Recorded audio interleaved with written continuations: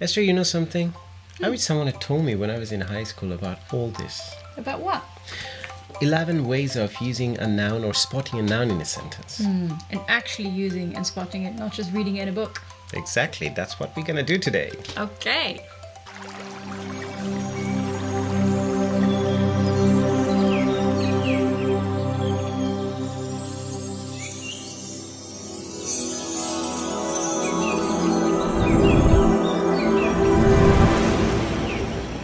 Welcome to E&E in Harmony. English lesson by Esther and Ershad. সবাইকে শুভেচ্ছা জানাচ্ছি আমাদের আজকের প্রথম লেসন যেটা পার্সুয়াল স্পিচ নিয়ে হবে। আমরা ইন্ট্রোডাক্টরি লেসনে যেটা আপনারা ইতিমধ্যে না দেখে থাকলে দেখে থাকতে পারেন, আমাদের চ্যানেলেই আছে।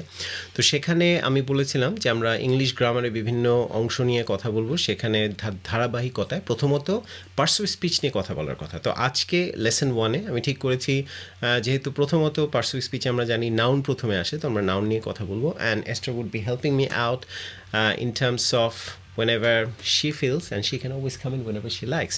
So anyway, so it begins. Give me a sentence, any sentence you like. Okay, so the handwriting is nice. The handwriting is nice. Okay, so I'm not sure about my handwriting, but the handwriting is nice, whoever that is. It's nice, it's good. Okay, so what we are trying to say here and what we are trying to talk about parts of speech, what it is, like we'll be talking about every part of a speech. So this speech is, the handwriting is nice. তো এখন আমি বাংলায় চলে যাচ্ছি এবারও। তো যখন আমরা দেখছি যে প্রতিটা শব্দকেই আমরা পার্টস অফ স্পিচ বলে থাকি, আমরা দেখি এখানে so the handwriting is nice. First of all এটা আমি এখন শুধু এক একটা নাম দিয়ে যাচ্ছি, যেমন প্রথম দাকে আর্টিকেলও বলি, কিন্তু এটা একটা অ্যাডজেক্টিভ। হ্যান্ডরাইটিং এটা নাউন, ইজ ভার্ব, কিন্তু এটাকে আমরা অক্সিলারি ভার্ব বলি, অথবা স্টেটিভ ভার্বও বলে আমেরিকাতে। স্টেটিভ ভার্ব কেন? কারণ এটা শুধু একটা ঘটনার বিবরণ দেয়, এখানে কোনো কাজ হচ্ছে না, আসলে বর্ণনামূলক। আর নাইস আবার অ্যাডজেক্টিভ। সো যেটা হচ্ছে যে প্রতিটা শব্দই, একটা বাক্যের প্রতিটা শব্দই কিন্তু পার্টস অফ স্পিচ। তো এখানে দেখলাম আমরা প্রথমটা অ্যাডজেক্টিভ নাউন, তারপর ইজটা হচ্ছে একটা verb, auxiliary verb, stative verb, আর নাইস অ্যাডজেক্টিভ। এখন আমরা যেটা আলাপ করব আজকে সেটা হচ্ছে আমাদের আজকের বিষয়বস্তু হচ্ছে নাউন। তো নাউনের ব্যাপারে কথা বলতে গেলে আমি প্রথমে একটু ছোট্ট করে শুধু আজকের যে টার্গেটটা সেটা বলে দিই। আমার একটাই পদ্ধতি, সেটা হচ্ছে যে বাক্যে নাউন কোন কোন জায়গায় বসে সেটা আমরা কি করে স্পট করব, অথবা কোথায় আমরা নিজেরাও যখন লিখব অথবা বলবো আমরা কোথায় ব্যবহার করব। তো এই বাক্যে আমরা দেখতে পাচ্ছি নাউনটাকে একটা অ্যাডজেক্টিভের পরে, কিন্তু একটা ভার্বের আগে। তাহলে এর মাধ্যমে আমরা বলতে পারি একটা নাউন কোথায় কোথায় বসে। প্রথমত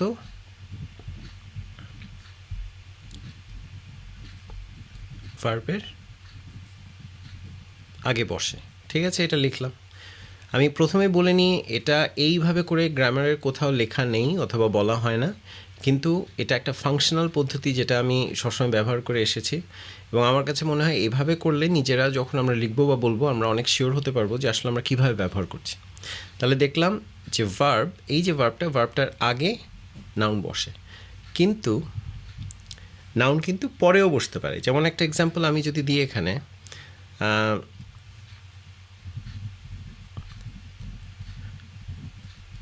সে মাই নেম ইজ এরশাদ, এখানে কিন্তু ভার্ব হচ্ছে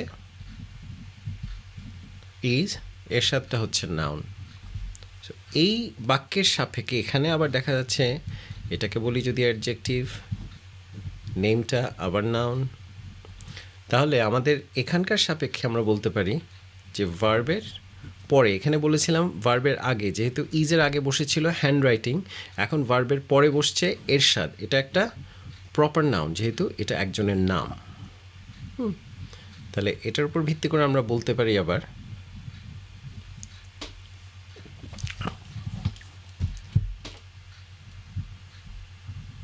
যে নাউন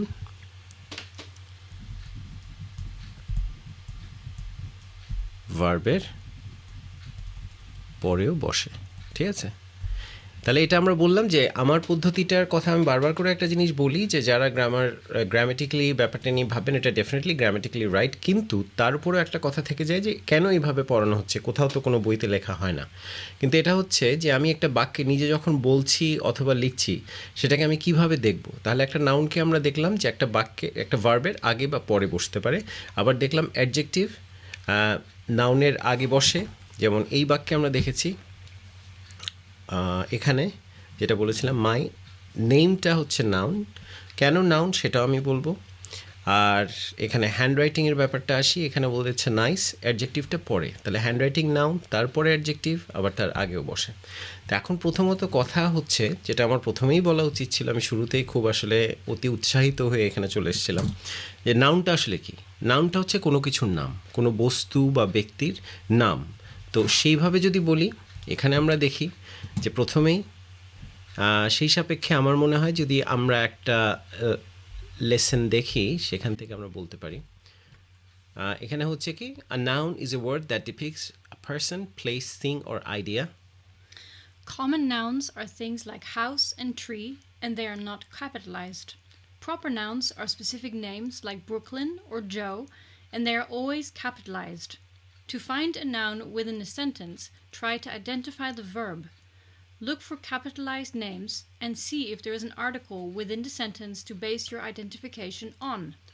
একসাথে অনেকগুলো আসলে এখানে ইনফরমেশন চলে এসছে, তো আমি তারপরে সহজ করে বলি যে নাউন হচ্ছে কি এটা এমন একটা শব্দ যেটা দিয়ে কারোর নাম, কোনো জায়গা বা বস্তু অথবা কোনো চিন্তা, কোনো যে কোনো কিছুর নামকেই আমরা নাউন বলতে পারি।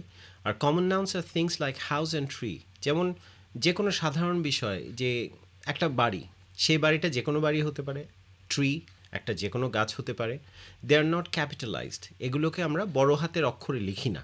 কারণ যখন পার্টিকুলার একটা হাউসের নাম হবে, যদি একটা বাড়ির নাম হতে পারে যে রহমান ম্যানশন, তো সেই জায়গায় এটা যেহেতু পার্টিকুলার ওই বাড়িটার নামই রহমান ম্যানশন, এটা কিন্তু প্রপার নাউন হয়ে যাবে, ক্যাপিটালাইজড হয়ে যাবে, বড় হাতের অক্ষরে লিখতে হবে।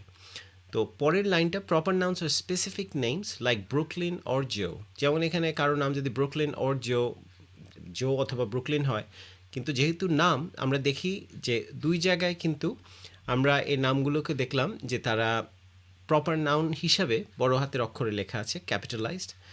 আর তারপরে শেষে যেটা টু ফাইন্ড এ নাউন, তাহলে আমরা একটা নাউনকে কীভাবে বলবো, যেটা আমি ইতিমধ্যে আমার লেখার মাধ্যমে আমি নোটবুকে দেখাচ্ছিলাম। To find a noun within a sentence try to identify the verb. তাহলে আমরা প্রথমে করেছিলাম কি, আমরা যেটা চেষ্টা করেছিলাম প্রথমে আগে ভার্বটা বের করার চেষ্টা করেছি। আমি আবারও চলে আসি, তাহলে আমরা যেটা দেখলাম যে আমরা একটা ভার্ব ইজের সাপেক্ষে, এখানেও ইজের সাপেক্ষে আমরা দেখলাম যে নাউনটা কোথায় বসছে। একবার দেখলাম ভার্বের আগে বসছে, আবার পরবর্তী একটা সেন্টেন্সে আমরা দেখলাম যে ভার্বের পরেও বসে। সেটা কি করে, যখন দেখলাম এখানে ইজটা ভার্ব, তারপরে এরশাদ, এটা একটা প্রপার নাউন, একজনের নাম। এরশাদ একজন পার্টিকুলার ব্যক্তি, যদিও অনেক এরশাদ আছে, আমরা জানি যে আমাদের প্রেসিডেন্ট থেকে শুরু করে আরও অনেক এরশাদ, যেটা আমি ছোটোবেলায় স্কুলে পড়ার সময় অনেক বেশি এই ব্যাপারে আমাকে ভুগতে হতো। তো সেটাও একটা নাউন। তো যাই হোক, এখন আমরা দেখলাম যে ভার্বের সাপেক্ষে নাউন ভার্বের আগেও বসে, পরেও বসে। So now we've learned that a noun comes before a verb or after a verb. But how do we spot them? Is there any other ways to recognize them except for just a capitalization?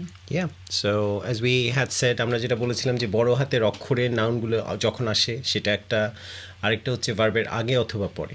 তাহলে আমরা একটু আগে যেটা দেখলাম যে যেটা বলা হলো তিনটা পদ্ধতি, একটা হচ্ছে যে সাধারণত বাক্যের মধ্যে যখন ক্যাপিটালাইজড, যখন বড় হাতের অক্ষরে দেখা হয় তখন সেটাকে ধরে নিতে হবে এটা নাউন, এটা প্রপার নাউন। অথবা যখন আমরা দেখব যে সেটা কোনো কিছুর নাম, সেটা সাধারণ কোনো বিষয়বস্তু, সেটা একটা বাড়ি, ঘর, চেয়ার, টেবল, যে কোনো কিছু হতে পারে। আর সেটা বের করার আরেকটা পদ্ধতি যেটা বললাম যে ভার্বের আগে এবং পরে আসে। এখন দুটা পদ্ধতি নিয়ে আমরা আলাপ করি। দেয়ার আর টু মেথডস। আমরা আজকের লেসনে যেটা শিখব সেটা হচ্ছে আইডেন্টিফাইং দ্য নাউন ক্যারেক্টারিস্টিক্স, যে একটা নাউনের বৈশিষ্ট্য কী।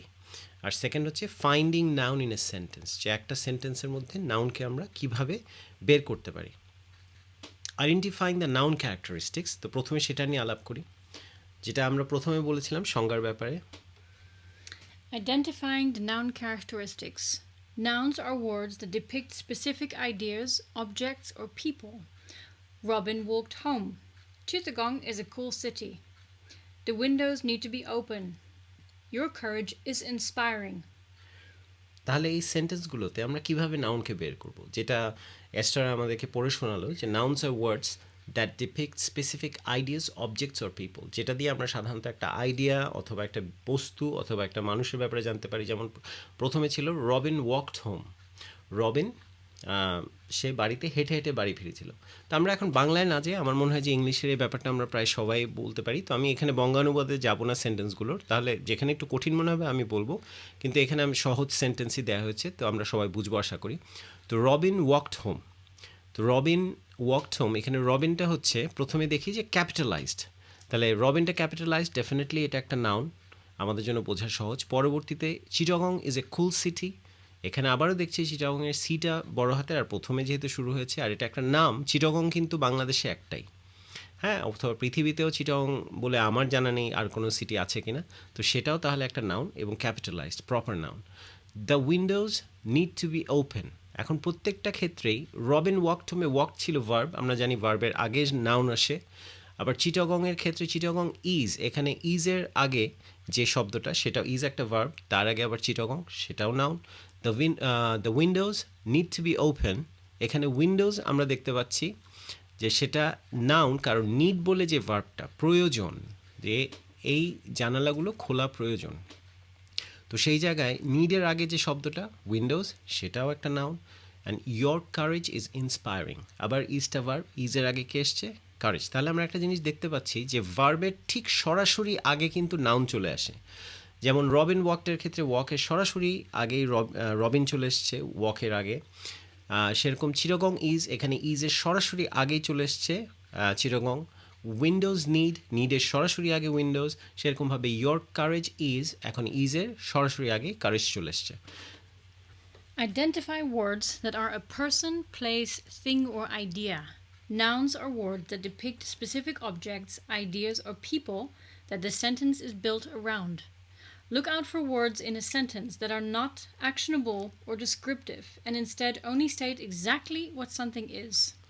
সো যেটা এখানে হচ্ছে যে এমন, তাহলে আমরা আইডেন্টিফাই করব কি করে, প্রথম পদ্ধতি নাম্বার 1, যেটা কোনো একটা ব্যক্তি, বস্তু অথবা কোনো বিষয়ের উপরে সেটার নাম হবে, আর সেগুলো দিয়ে আমরা দেখতে পাচ্ছি কি specific objects, ideas or people that the sentence is built around. যে বাক্যটা, যে দেখছি যে হেঁটে হেঁটে ওয়াকড হোম, কে, এখানে পুরো সেন্টেন্সটা কিন্তু রবিনের উপর নির্ভর করে। রবিন যদি না হেঁটে যায় তাহলে এই পুরো সেন্টেন্সটা হবে না। কুল সিটি, কিন্তু কুল সিটি কাকে বলছি, চিটাগংকে বলছি। সেরকমভাবে the windows need to be open, খুলতে হবে, হ্যাঁ, নিড টু বি ওপেন, কিন্তু কি, বস্তুটা কি, অবজেক্টটা কি, the Windows. Your courage is inspiring, এখন দেখলাম এখানেও যে ইন্সপায়ারিং কী জিনিস, তোমার শৌর্য, তোমার শক্তি, ইয়োর কারেজ। তো সেখান থেকে আমরা যদি আসি পরবর্তীতে, একটা জিনিস মাথায় রাখতে হবে যে look out for words in a sentence that are not actionable or descriptive, যেটা অ্যাকশনেবল, যেটা দিয়ে কোনো ক্রিয়া অথবা কাজ বোঝাবে না, কারণ সেটা হচ্ছে ভার্বের কাজ, নাউনের কাজ না। নাউনের কাজ হচ্ছে শুধু নাম অথবা বর্ণনা করা। And instead only state exactly what something is, যেটা দিয়ে শুধু বোঝানো হবে একটা জিনিস আসলে কী। In the sentence Robin walked home, যেটা আমি আগেই বলেছি, এগুলো ইংলিশে আরেকবার বলা হচ্ছে, Robin is the noun because she is a person. তো রবিন এখানে আমাদের বাংলাদেশে ছেলেদেরও হয়, বা রবিন দেশের বাইরে পাশ্চাত্যে সেটা মেয়েদের নামও হয়। তো she is a person. In Chittagong সেই একই কথা, is a cool city, Chittagong is the noun because it's a place. In the windows need to be open, windows is the noun because it's a thing, কারণ window হচ্ছে একটা বস্তু, সেটার নাম। আর এখানে your courage is inspiring, courage is the noun because it's an idea, কারণ শক্তি ব্যাপারটা আসলে কিন্তু একটা চিন্তার বিষয়, যে আমরা শুধু চিন্তায় এটা ধারণ করতে পারি, শক্তিকে দেখা যায় না, তো সেই জন্য এটা একটা আইডিয়া, তার একটা নাম। তো সেইভাবে এখন আমরা যদি লেসন 2তে যাই, আইডেন্টিফাইংয়ের আরেকটা পদ্ধতি, সেটা হচ্ছে suffix that indicate a word in a noun. Suffix জিনিসটা কি, যেটা হচ্ছে কোনো বাক্যের, কোনো শব্দের, বাক্য নয়, কোনো শব্দের শেষে কিছু পার্টিকুলার শব্দ ব্যবহার করা হয়, অথবা ফ্রেজ অথবা শব্দের ভগ্নাংশ ব্যবহার করা হয়, যেগুলো যখন কোনো শব্দের সাথে যুক্ত হয় তখন সেটা নাউনে পরিণত হয়, অথবা বিভিন্ন ক্ষেত্রে অ্যাডজেক্টিভে পরিণত হয়, কিন্তু আজকের বিষয়বস্তু নাউন, তো আমি নাউনে থাকছি। Suffixes that indicate a word is a noun. Chun, like population. Ants, ens, like permanence. Are or, doctor. Ism, socialism. Ist, dentist. Meant, government. Y or e, beauty. Asi, accuracy. Age or age, image. Okay, thank you Esther. তো এখানে শন, population, তো আমরা population, তারপরে imagination, যে কোনো কিছু শেষে যদি TION দেখি, এটা দেখে বুঝতে হবে এটা একটা নাউন। সেরকমভাবে পার্মানেন্স, যেরকম করে বলা হচ্ছে ANC, অথবা কিছু কিছু যেমন ডিফারেন্স, ডিফারের সাথে যখন ENCE যুক্ত হয় তখন এটা আবার একটা নাউন, ডিফারেন্স। সেরকমভাবে AROR দিয়ে বুঝলাম সোশ্যালিজম, কমিউনিজম, ক্যাপিটালিজম, ম্যাটেরিয়ালিজম। তো এরকম অনেকগুলো, যেটার সাথে ইজম, ইজম বোঝাতে আসলে একটা মতবাদকে বোঝায়, কিন্তু ইজম শব্দটা দেখলে এটাও একটা নাউন। ইস্ট, ডেন্টিস্ট, টেকনোলজিস্ট, এরকম আরও শব্দ যেগুলির সাথে ইস্ট, এটা হচ্ছে স্পেশালিস্ট যখন বোঝানো, যেমন স্পেশালিস্ট, সেটারও একটা IST আছে, সেটাও নাউন। মেন্ট, গভর্নমেন্ট, কন্ডিমেন্ট, এরকম যেগুলির শেষে, যে কোনো শব্দের শেষে যখন MENT দেখব সেটাও নাউন। ওয়াই, বিউটি, এরকম অনেক শব্দ আমরা পাবো যেগুলি ওয়াই দিয়ে শেষ, অথবা AC, accuracy, bureaucracy, age, image, carnage, দের আর lot of words.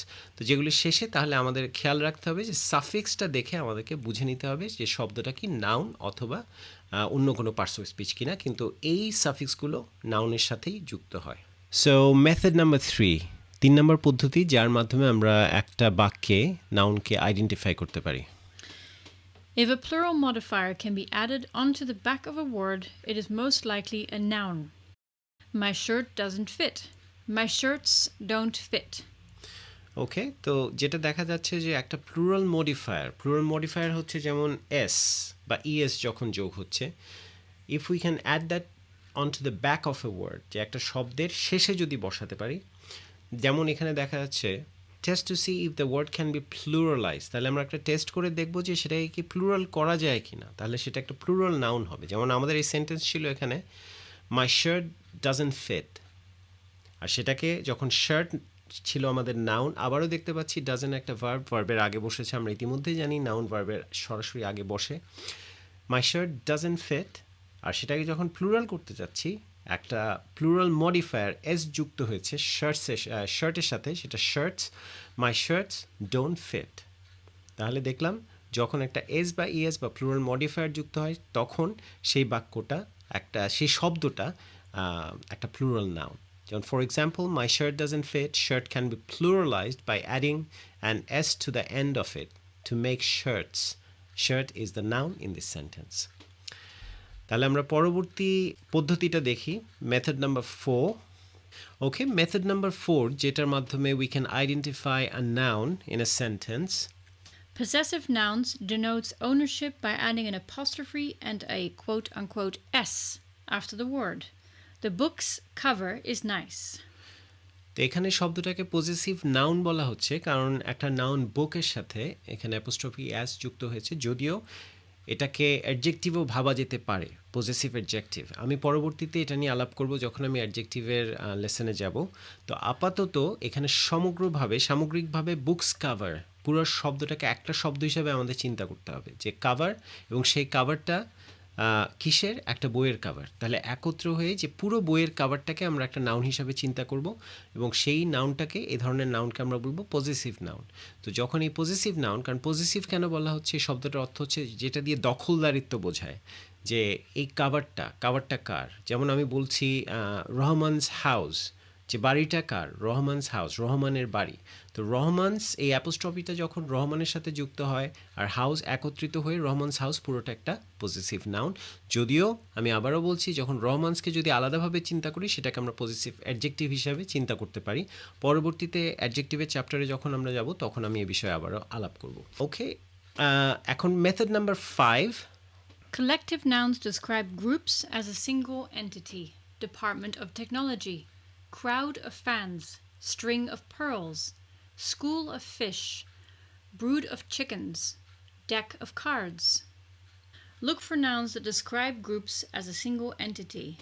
Collective nouns, or nouns that give a name to a large group or people, things, objects, or ideas, can be hard to spot, since they may not seem like nouns at first glance. Watch out for words like array, choir, and class to find collective nouns in a sentence. More common collective nouns include Department of Technology, crowd of fans, string of pearls, school of fish, brood of chickens, deck of cards. ওকে, তাহলে method number 5 যেটা collective nouns, যেখানে describe A group as a single identity, যেখানে অনেকগুলো মানুষ, বিষয়, বস্তু অথবা চিন্তাও হতে পারে যেগুলো একত্রিতভাবে চিন্তা করা হয়। যেখানে বলা হচ্ছে টেকনোলজি, সেই টেকনোলজি ডিপার্টমেন্টটা কি? Department of technology. তো look for nouns that describe groups as a single entity. যেমন ফ্যান্স, পুরো একটা ফ্যান্স যখন বলছি, যারা একজন সেলিব্রিটির ফ্যান হতে পারে, সেই ফ্যান্স কিন্তু একজন না। যখন ফ্যান্স বলছি অনেকগুলো মানুষ, কিন্তু অনেকগুলো মানুষকে আমরা ক্রাউড শব্দটা দিয়ে একত্রিত করে ফেলছি। তো যখন আমরা এই ধরনের কিছু শব্দ দেখব যে প্রথমে থাকবে যে ক্রাউড অফ ফ্যান্স, তাহলে পুরো শব্দটাই এখানে আমরা দেখতে পাচ্ছি যে ক্রাউড অফ, এই ফ্যান্স তাহলে হচ্ছে কি আমাদের নাউন। সেরকমভাবে স্ট্রিং অফ, পুরো পার্লস যতগুলো মুক্ত আছে সেই মুক্তগুলোকে একত্রিত করছে স্ট্রিং অফ এই শব্দটা দিয়ে, তাহলে এখানে পার্লসটা হচ্ছে নাউন। স্কুল অফ ফিশ, যে মাছের ঝাঁক, যখন এটা বলা হচ্ছে তাহলে স্কুল অফ, যেহেতু ফিশের আগে বসেছে তাহলে সেখানে ফিশটা হচ্ছে আমাদের নাউন। সেরকমভাবে ব্রুড অফ চিকেন্স, যে অনেকগুলো মুরগি একত্রিত হয়ে আছে, তো সেটাও বোঝার একটা পদ্ধতি। Deck of cards, same thing, কার্ডসটা হচ্ছে নাউন আর ডেক অফ, হ্যাঁ, এটা ইনফ্যাক্ট কোয়ালিফাই করছে, যে কার্ডসটাকে কোয়ালিফাই করছে এখানে ডেক অফ। ওকে, এখন আমরা যাই method number 6। Look up the word in the dictionary to see if it is a noun. If all else fails, take a peek inside of a dictionary to find out what part of a sentence that word usually is. Dictionaries have symbols next to each definition of a word. A lowercase n signifies that a word is a noun. ওকে, খুবই সহজ পদ্ধতি। সব কিছু যদি fail করেও যায়, এটা আমার কাছে মনে হয় যে আমি সবসময় সবাইকে বলে এসেছি এবং সবসময় এখনও বলি যে ডিকশনারিটা কনসাল্ট করাটা and look up your words যখনই সম্ভব হবে, যে কোনো শব্দ সম্পর্কে যদি আমরা শিওর না হই, সার্টেন না হই বা নিশ্চিত না হই, তাহলে ডিকশনারিটা দেখা জরুরি। তো সেটাই বলা হচ্ছে। কিন্তু একটা জিনিস খেয়াল করতে হবে যে যদি কোনো ওয়ার্ডের এন্ট্রিতে, ওয়ার্ডের নেক্সটে এন বলে একটা শব্দ, ছোট একটা শব্দ দেখতে পাই অথবা লেটার দেখতে পাই, বর্ণ, আসলে শব্দ নয় বর্ণ, সেই lower case n signifies that a word is a noun, সেটা দেখে বুঝতে হবে সেই শব্দটা নাউন। আজকে আমরা লেসনের শেষে, যেমন আমরা বলেছিলাম, প্রতি লেসনে আমরা কিছু ভোকাবুলারি, কিছু শব্দ আপনাদের সাথে শেয়ার করব যেগুলো আপনারা শিখতে পারেন। তো আজকেও আমরা যেহেতু নাউন পড়াচ্ছি এবং নাউন বিষয় আলাপ করছি, তো আমরা আজকে কিছু নাউন শব্দ আপনাদের সাথে শেয়ার করব যেগুলো দেখে আপনারা বুঝবেন, এবং প্রতিটাতে যখনই ডিকশনারিতে যদি সেই শব্দগুলোকে খোঁজেন তাহলে সেগুলোর পাশে এরকম ছোট একটি অ্যান দেখতে পাবেন। এখন আমরা পরবর্তী লেসনে যাই। ওকে, এখন যেটা আমরা একটু আগে দেখেছিলাম যে ক্যারেক্টারিস্টিকগুলি কী, আমরা তো জানলাম যে কি কি পদ্ধতি বা একটা শব্দের সাথে কি কি যুক্ত থাকলে, কোনো কোনো সময় দেখেছি ও আর এ আর যুক্ত থাকলে, অথবা ION TION যুক্ত থাকলে, আবার একটু আগে দেখলাম ক্যাপিটালাইজড হলে, অথবা department of, school of, desk of, এই ধরনের শব্দ যুক্ত থাকলে। তো সেগুলোর সাথে আমরা দেখেছি যে সেটা নাউনকে বের করার একটা পদ্ধতি। এখন আমরা যেটা চেষ্টা করব যে বাক্যের মধ্যে আমরা কি করে নাউনকে বের করব। তো এস্টার আমাদেরকে আবারও পড়ে শোনাবে যে পদ্ধতিটা কি ইংলিশে, তারপর আমি আপনাদেরকে আবার ব্যাখ্যা করব। Finding nouns in a sentence. Connected noun plus main verb. Raman lifts weights. Locate the main verb in the sentence to identify the connected noun. A verb is an action word that usually describes the act of doing. Grabbing, singing, and playing are all verbs. More often than not, the verb in a sentence is directly linked to the subject of the sentence. Identify who or what is completing the action in the sentence. In the sentence, Raman lifts weights, lifts is the verb and Raman is the noun. In the dog ran away, ran is the verb, so dog is the noun. ওকে, তাহলে যেখানে আমি আগেও বলেছি যে ভার্বের ঠিক আগে noun বসে, এখানে দেখেছি রহমান লিফটস ওয়েটস। লিফটসটা হচ্ছে ভার্ব, ক্রিয়াটা কি, যে কাজটা, সেই কাজটাই ভার্ব, সে কাজটা কে করছে, রহমান করছে। তাহলে আমাদেরকে প্রথমত যেটা আইডেন্টিফাই করতে হবে, হু or what is completing the action in the sentence, যে কে বাক্যের মধ্যে কাজটা করছে। তাহলে আমাদের এখানে দেখছি যে রহমান করছে। সেরকমভাবে দ্য ডগ র্যান ওয়ে, যে কুকুরটা পালিয়ে গিয়েছিল। এখন এই যে পালানোর কাজটা কে করেছিল, মেইন অ্যাকশনটা কাকে দিয়ে হয়েছিল, ডগকে দিয়ে, তাহলে ডগটা হচ্ছে নাউন। এখন আমরা পরবর্তী উদাহরণে যাই। ওকে, এখন আমরা দেখছি এখানে 8 নাম্বার একটা এক্সাম্পল, যেখানে আমরা কিভাবে জানবো যে একটা বাক্যে কোন শব্দটা noun. Capitalized words are almost always proper nouns. Do you think the Abahani will win? Find words that are capitalized as a clue that they might be nouns. Words that are capitalized in a sentence are almost always proper nouns, since they are usually the names of people, places, or things. Look for any words in the middle of a sentence that are capitalized and see if they could be a noun. In the sentence, Agatha Christie wrote a lot of books. Agatha Christie is the noun since it is a name. In the sentence, do you think that the Abahani will win? Abahani is a noun since it is the name of a team. তাহলে আমরা একটু আগেও সে ব্যাপারে আলাপ করেছিলাম, যে কোনো শব্দ যখন বড় হাতের অক্ষর দিয়ে শুরু হয়, যেমন এখানে দেখতে পাচ্ছি do you think the Abahani will win. এখন উইল উইন দুটাই ভার্ব, উইল হচ্ছে অক্সিলারি, উইন হচ্ছে মেইন ভার্ব, যেটা মূলত যে কাজটা এখানে জেতার কাজটা কে করবে, আবাহনী করবে। এবং ভার্বের ঠিক আগে, আমি বারবার এই কথাটা রিপিট করছি আমি প্রথম থেকেই, যে ভার্বের ঠিক আগে নাউন বসে এবং ভার্বের পরেও বসে। তো এখানে দেখতে পাচ্ছি এক হচ্ছে ভার্বের আগে বসেছে, তাহলে ওই যে আমাদের থিওরিটা সেটাও প্রুভেন। আর আরেকটা জিনিস হচ্ছে যে আবাহনী যে শব্দটা সেটা ক্যাপিটালাইজড, তাহলে এটা একটা প্রপার নাউন। তাহলে এই শব্দে অথবা এই সেন্টেন্সে আবাহনী হচ্ছে একটি প্রপার নাউন। এখন আমরা দেখব 9 নম্বর আমাদের যে এক্সাম্পলটা, এখানে কি করে, এটা আরেকটা পদ্ধতি যে আমরা বুঝবো যে একটা শব্দ, একটা বাক্যে একটা শব্দ কিভাবে নাউন হিসেবে কাজ করে, অথবা নাউনকে বের করার একটা পদ্ধতি, and Esther will help us again. If a word follows an article, a, an, the, it's a noun. The match was held on Sunday. See if the word follows a, and, or the. These words are called articles. If a word follows an article, it is almost certainly a noun. Try to identify any articles in your sentence and see if there is a noun that follows directly after it. In the sentence, the match was held on Sunday, match is the noun since it follows the. And the word Sunday is also a noun. It is capitalized and also the name of a day in a week. ওকে, তাহলে এই বাক্যে আমাদের দুটো আসলে noun আছে। এবং প্রথমে আমরা এই এক্সাম্পল অনুসারে যেটা বলছে এ অ্যান্ড দি অর দ্য, যদি কোনো একটা শব্দের আগে বসে তাহলে বুঝে নিতে হবে সেই শব্দটা নাউন। যেমন এখানে the match was held on Sunday. এখন ম্যাচ শব্দটার আগে দেখতে পাচ্ছি দা ব্যবহার করা হচ্ছে, এটাকে আমরা আর্টিকেল বলছি, যদিও পার্টস অফ স্পিচ হিসাবে এটা অ্যাডজেক্টিভ। পরবর্তীতে অ্যাডজেক্টিভ চ্যাপ্টারে যখন যাব তখন আমি এক্সপ্লেন করবো আরও ভালো করে। কিন্তু এখানে দেখতে পাচ্ছি, শুধু মনে রাখতে হবে যে কোনো শব্দের আগে যদি এ অ্যান অথবা দা ব্যবহার হয় তাহলে সেটা হচ্ছে একটি noun. Was held on Sunday, এখন সানডেটাকে দেখলাম যে ক্যাপিটালাইজড, আমি এটা আন্ডারলাইন করে ব্লু ইঙ্ক দিয়ে লেখা, কারণ এটা একটা ক্যাপিটালাইজ শব্দ। তাহলে বোঝা যাচ্ছে সানডে এটা আমাদের সপ্তাহের একটি দিন, রবিবার।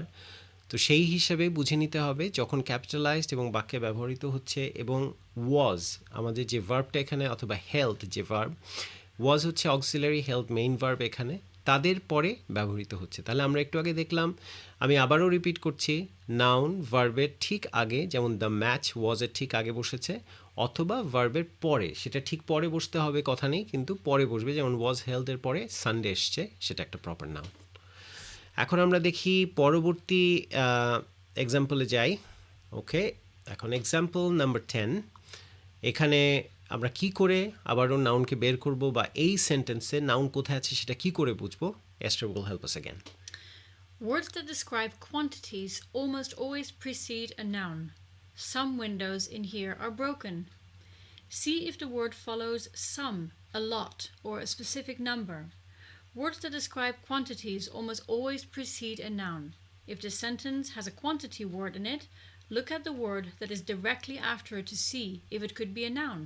In some windows in here are broken, Windows is the noun since it follows some.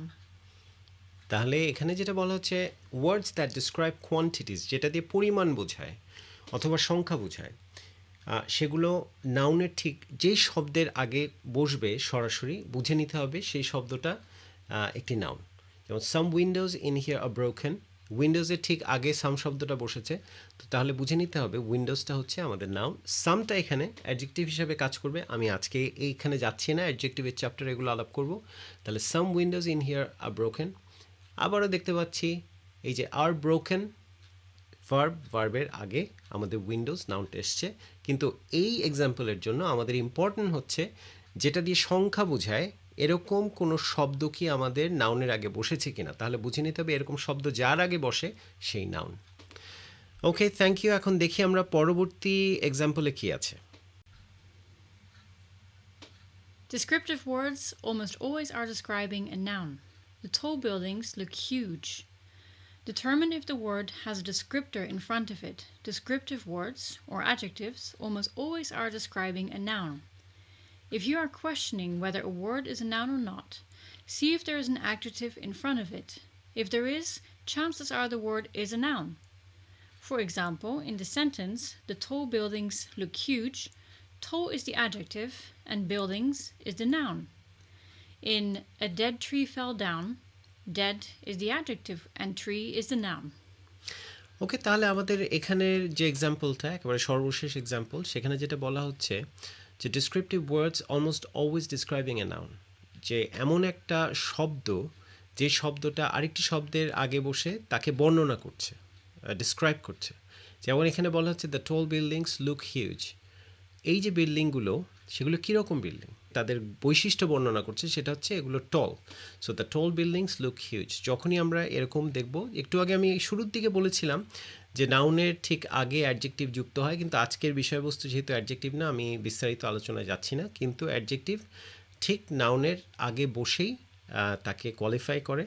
এবং যখনই আমরা কোনো শব্দের আগে এ ধরনের কোয়ালিফায়ার দেখব অথবা ডিসক্রিপটিভ ওয়ার্ডস দেখব, তখন বুঝে নেব যে যার আগে সেই কোয়ালিফায়ার অথবা ডিসক্রিপটিভ ওয়ার্ডসটা বসছে, যে এই ক্ষেত্রে টল বসেছে বিল্ডিংসের আগে, তাহলে বিল্ডিংস হচ্ছে নাউন। তো এই ছিল আজকের 11 easy ways of spotting a noun in a sentence, সেই বিষয়ে যে নাউনের বিষয়ে। আমার কাছে মনে হয় যে একটা গ্রামারের ব্যাপারে কোনো কিছু এক্সস্টিভ না, কারণ গ্রামারের নানা বিষয়ে হঠাৎ করে এক্সেপশনাল কিছু রয়ে যায়, ব্যতিক্রম রয়ে যায়। তারপর আমি চেষ্টা করেছি যে একত্রিত করার। So what do you think of that? There not only capitalization is not the only way, there are other ways. And I think it's really good to learn, because if you're learning a new language, it's important to have the basics. So once you have the basics, you can build on that. So yeah, makes sense. As I mentioned, a dictionary is always your friend. So whenever you get stuck, definitely look the word up, and then you'll find, and also check if there's a small noun, the letter noun next to it. যদি একটা ছোট্ট n থাকে শব্দটার পাশে, তাহলে বুঝে নিতে হবে সেটা একটা নাউন। কিন্তু সবচেয়ে মজার ব্যাপার হচ্ছে এই লেসনের মাধ্যমে এখন আমরা বুঝে নিলাম যে যখন আমরা শব্দটাকে নাউন হিসাবে জানবো, তাহলে একটা সেন্টেন্সে সেই শব্দটাকে আমরা কোন কোন জায়গায় ব্যবহার করতে পারবো, কীভাবে ব্যবহার করতে পারবো। তো আমার কাছে মনে হয় আজকে যারা দেখেছেন তারা পদ্ধতিগুলো জানলেন, কিন্তু একটা প্রমিস ছিল যে আমরা এই 11টা পদ্ধতি শেখার পরে, মেথড শেখার পরে, আমরা আবার কিছু নাউনের এক্সাম্পল দেখব। প্রতিটা লেসনেই আমরা প্রতি সপ্তাহে বা যখনই আমরা লেসন আপডেট করব, তো সেখানে আমরা কিছু নতুন নতুন শব্দের সাথে আপনাদেরকে পরিচিত করাবো, যেগুলো আপনাদের কাজে আসবে, অথবা উই ক্যান লার্ন টুগেদার। তো আজকেও আমাদের এরকম 5টা ওয়ার্ড আছে, কিন্তু আজকে যেহেতু নাউন নিয়ে আলাপ করছি, 5টা ওয়ার্ডই noun. So let's see. We have 5 words that we'd like to share with our audience, and hope they will like it and they will start using it in their conversation. Yeah, we would like to see examples actually of how you're using them. So put it in your comments as well. Exactly. So at some point, that'd be really nice if they start sharing videos of those usage of those words. That'd be really nice. Absolutely. All right, so here we go with some new words. First of all is mores, noun, plural, customs. Riti-niti. Example, she lived in Bangladesh for several years, but she never got used to the Bangladeshi mores. তাহলে এখানে যেটা বলা হচ্ছে plural noun Moraes, যেহেতু S বা ES যুক্ত হয়েছে, আমরা ইতিমধ্যে আজকে আলাপ করেছি। তো মোরেস এটা হচ্ছে কাস্টমস, রীতিনীতি। এটার এক্সাম্পল হচ্ছে সে বাংলাদেশে অনেক বছর থাকা সত্ত্বেও বাংলাদেশের রীতিনীতি সম্পর্কে বা রীতিনীতির সাথে খাপ খাইয়ে নিতে পারেনি। ওকে, এখন দেখি আমরা পরবর্তী শব্দ আজকে আমাদের সাথে কি আছে। All right, so now we have hinterland, noun, remote area. দূরবর্তী এলাকা। Example, our cabin was located in the hinterland through a distant valley. Valley হচ্ছে উপত্যকা, তো আমাদের ক্যাবিনটা একটা দূরবর্তী একটা পুরো জায়গাটার মধ্যে আমাদের ক্যাবিন যেখানে ছিল সেটা একটু দূরে ছিল, সব কিছু থেকে একটু দূরে সরে একটা রিমোট জায়গা ছিল উপত্যকার মাঝে। তো সেটাই এখানে বলা হচ্ছে our cabin was located in the hinterland through a distant valley. Located in the, একটু আগে বলেছিলাম আমরা যেই শব্দের আগে দা থাকে, আর্টিকেল থাকে, সেই শব্দটাকে আমরা নাউন হিসাবে ধরে নেব, তাহলে এখানে হিন্টারল্যান্ড হচ্ছে একটি নাউন। পরবর্তী example. All right, well, this one's one you've probably seen in movies or heard about. Cred comes from credibility. বিশ্বাসযোগ্যতা। Example, it has taken me a long time to build up some cred with these people. তাহলে যেটা বলা হচ্ছে, আবারও দেখি সাম। আমাদের আজকে উদাহরণ আমি দিয়েছিলাম, যখন সাম বা যেটা দিয়ে কোয়ান্টিটি বোঝানো হয়, পরিমাণ বোঝানো হয় বা সংখ্যা বোঝানো হয়, এরকম শব্দ যার আগে বসে সেটা একটি নাউন। তাহলে দেখা যাচ্ছে সাম আমরা ক্রেডের আগে দেখছি, এখানে ক্রেডের আগে, তাহলে এখানে ক্রেড হচ্ছে একটি নাউন। তো বলেছে যে it has taken me a long time to build up some cred with this people. এই মানুষগুলোর সাথে বিশ্বাসযোগ্যতা অর্জন করতে আমার অনেকদিন সময় লেগেছিল। Angst, fear or anxiety. উদ্বেগ অথবা আশঙ্কা। Example, my sister was so overcome by angst before the interview that she couldn't sleep the night before. তাহলে দেখা যাচ্ছে যে বলছে যে আমার বোন এত বেশি উদ্বেগে বা আশঙ্কায় ছিল তার ইন্টারভিউর আগে যে তার আগের রাতে সে ঘুমাতে পারেনি। তা আবারও দেখি ওভারকাম বাই অ্যাংস্ট। তো এখানে অ্যাংস্ট শব্দটা হচ্ছে আমাদের জন্য একটি নাউন, এবং আবারও ডিকশনারিতে আমরা যদি দেখি দেখব তার পাশে একটি এন, ছোট্ট একটি বর্ণ এন বা লেটার এন থাকবে, তা দিয়ে বুঝবো এটা নাউন। এবং আমরা জানবো সেন্টেন্সে কোথায় ব্যবহার করব। যেমন এখানে দেখছি my sister was so overcome by angst. So overcome একটি নাউন, যেটা বলেছিলাম, ওভারকাম একটি ভার্ব। তো ভার্বের পরে নাউন যখন বসে, তো এখানে আমরা দেখছি যে my sister was so overcome by angst, overcome verb, সেই ভার্বের ঠিক পরে অ্যাংস্ট বসেছে। তো এখন এখানে এতটুকুই যে অ্যাংস্ট, ফিয়ার অর অ্যাংজাইটি, উদ্বেগ ও আশঙ্কা। দেখি পরবর্তী শব্দ কি আছে আমাদের। All right, well, this was originally a German word but very much taken on by the English vocabulary. Doppelganger, a person who closely resembles another living person, a lookalike. তাহলে look like, এটা হচ্ছে সদৃশ ব্যক্তি, যে একজন মানুষ ইতিমধ্যে আছেন কিন্তু তার মতো দেখতে আরেকজন। যেমন আমরা প্রায় সময় সেলিব্রিটিদের লুকলাইক দেখি, যে দেখা যায় সেলিব্রিটি একজন ফিল্ম অ্যাক্টর বা মুভি অ্যাক্টর, সেটা বলিউড, হলিউড, যে কোনো জায়গা হতে পারে। বলিউডে খুব বেশি দেখা যায়, এটা একটা অনেকে ক্যারিয়ারই করে ফেলে এটার উপর ভিত্তি করে। তো তাদেরকে আমরা ডপলগ্যাঙ্গার বলতে পারি, দেখতে একই রকম আরেকজন ব্যক্তি। Example, Rita said she had seen her doppelganger last night. তো রিটা বলছে যে সে তার মতো আরেকজনকে, সরাসরি একেবারে ভূত দেখার মতো একটা অবস্থা, তার মতোই আরেকজনকে গত রাতে দেখেছে। Have you ever seen your doppelganger? I haven't in person, but one of my friends, Wilson, what he did basically on NHS, National Health Services, there was a poster of a guy who looked a little bit like me at the time, but he probably needed to sleep more. A lot of bags under his eyes. Probably I do have it sometimes when I'm doing a lot of late nights.